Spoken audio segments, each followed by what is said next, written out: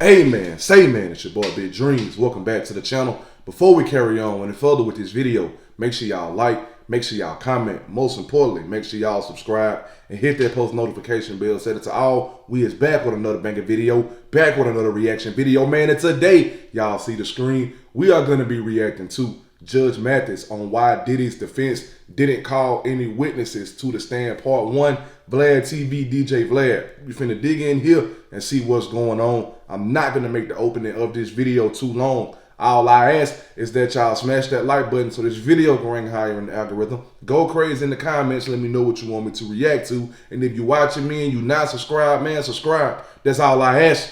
We finna go ahead and dig in, man. Make sure the volume up. All right.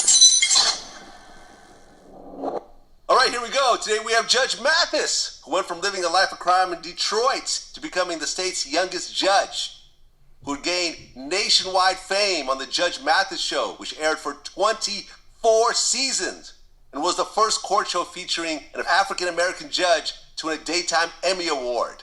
Judge Mathis, welcome to Vladtv. Thank you, brother. Long-time fan. Yes, Long-time I fan. appreciate We've been it.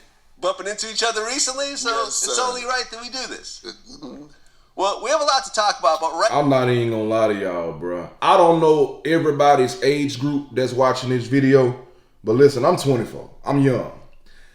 I was forced to watch Judge Mathis growing up because of my pops. My pops was a huge Judge Mathis fan.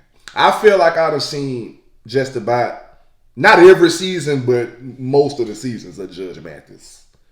I don't watch so much Judge Mathis, it don't make no sense. It don't make no sense. If you around my age, more than likely, you was forced to watch Judge Mathis. You ain't choose to watch Judge Mathis on your own if you around my age. Now, if you a little older, you probably found a liking in Judge Mathis. And I ain't gonna count. Judge Mathis wasn't too bad to watch. I was just forced to watch him growing up. I was forced to watch Judge Mathis growing up, bro. But nah, I'm proud of this man and his success and where he ended up. I just wanted to throw that out there before we carried on any further with the video. now the Diddy trial is just about to end. I believe closing arguments are today, and the defense is not calling any witnesses. So possibly by the end of this week, we might have a verdict. Yeah, I think we will. Well, end of this week? No, I don't think the jury will return by the end of this week. Maybe next week then. Yeah, perhaps next. By the end of next week, we're almost guaranteed Yes. it's going to be a verdict or a hung jury. That's correct. That's my belief. At this Bruh. point, They didn't drop some of his charges. At this point, don't be surprised if you see some, oh, they let him go. Don't be surprised if he end up free. They just dropped some more of his charges. Who's to say they won't drop the rest of them? Like, with, what was it, like 30-something, witnesses the feds brought. Number one, why do you think that Diddy's calling no witnesses? Because they believe that the prosecution has not proven its case, and so you don't want to expose any of your witnesses to cross-examination, which might trip your witness up. The prosecutor trips your witness up. Now you have a witness who has lied, and the jury has said, well, I'm not letting them off because this witness they brought was a liar. So instead, you just say, hey, they haven't proven their case. It's clear that they haven't proven their case, so no need to call witnesses. That's how I think they feel. You being a judge, do you feel there's any reason for Diddy to take the stand? no. No, No. not at all. No. No. He do not need to hop on the stand, bro. Nah, because it's so many people outside of this whole trial that if he do hop on the stand and a lot of stuff he say stays, a lot of people can, you know what I'm saying, if he lies, sit up there and call his cap at the snap of the finger. They do not need to put Diddy on the stand, bro. It's way too many other people that can speak on what he would say if he was to tell a lie. He don't need to get up there. It's not in his best interest. Zero. Not at all. Zero No. reason. I was a criminal defense lawyer. I never lost a trial in 4 years, and I don't think I've ever put a witness, my defense witness, or the defendant on the stand. Never. Never, ever. Never. But there are times. I mean, I've interviewed people, that, for example, were facing The murder only charges. time you do that is when you can like really speak on your innocence and not hesitate, not stutter, not break, not freaking, none of that. Like if you can fully give your testimony and have faith in it, take the stand. But I feel like that's only if you innocent.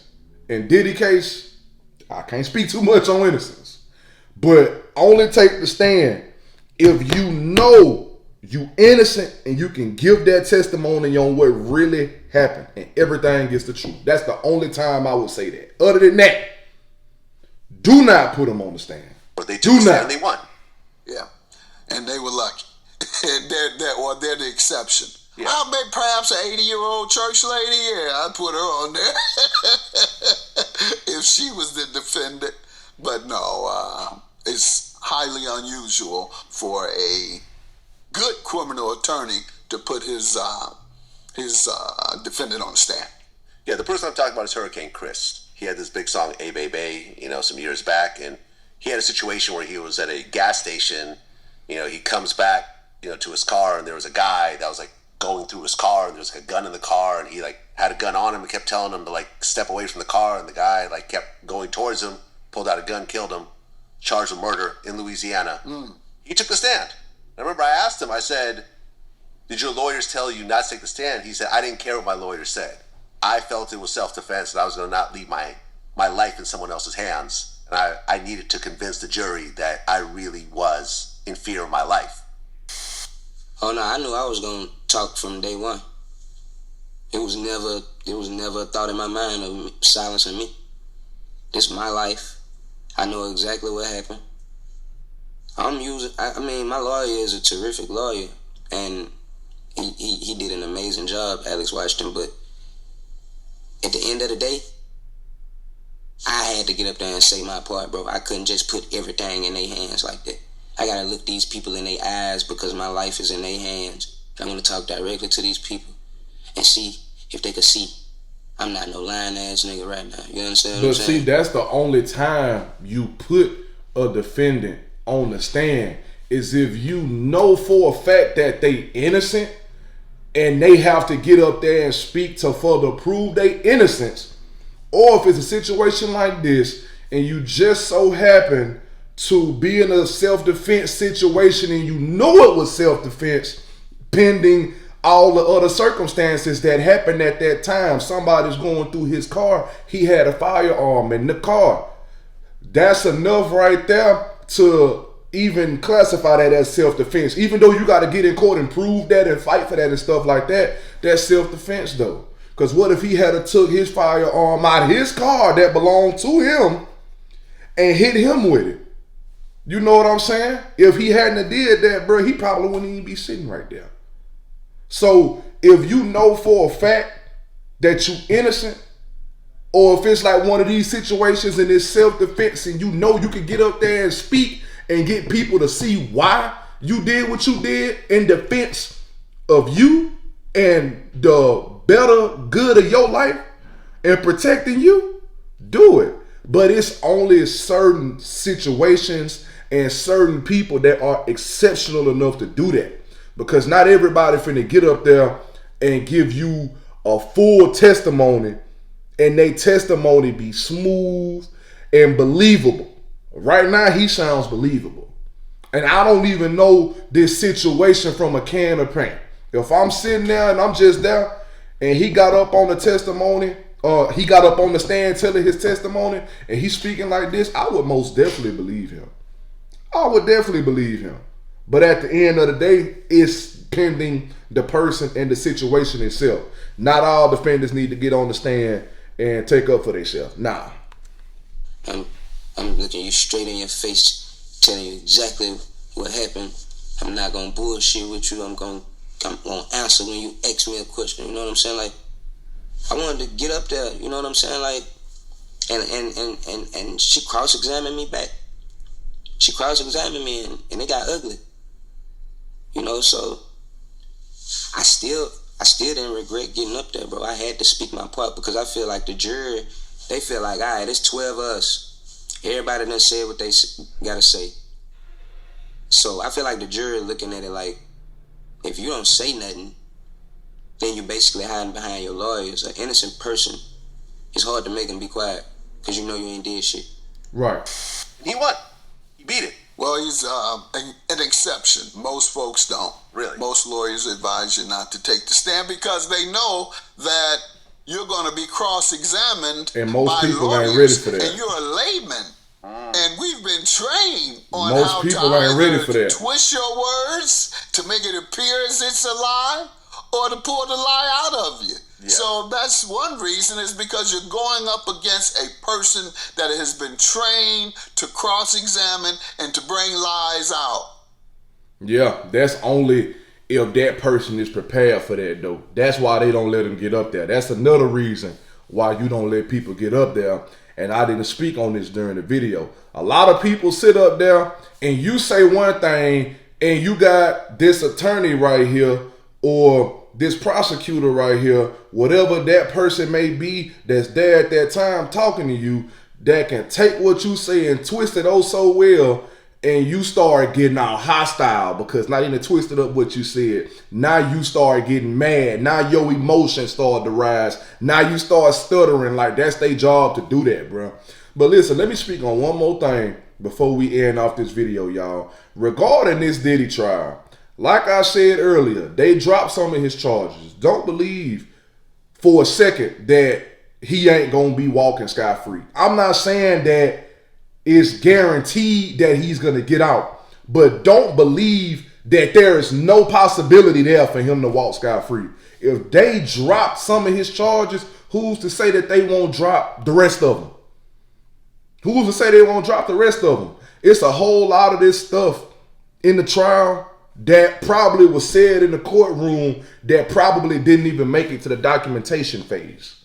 And I say that to say this: a lot of stuff ain't gonna be documented and really talked about because they trying to protect the image of some very important people.